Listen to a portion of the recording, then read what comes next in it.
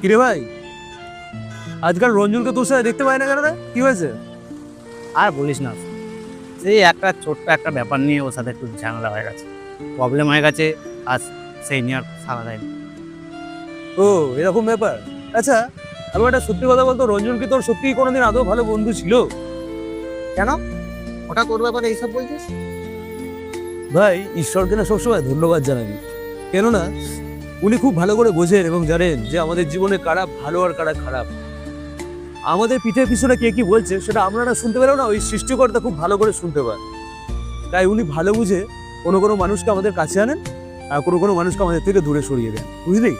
তাই সৃষ্টিকর্তার উপর বিশ্বাস রেখে না নিজের জীবনে একাই চলতেছে। বন্ধু তো নদীর স্রোতের মতো যাবে আর আসবে রে, কিন্তু তুই যদি নিজের জীবনে নিজে খুশি মেনে নিয়ে আস না, তখন দেখবি জীবনটা অনেক সুন্দর। যদি তোর ডাক শুনে কেউ না আসে, তবেই নাকি একলা চলতে হয়।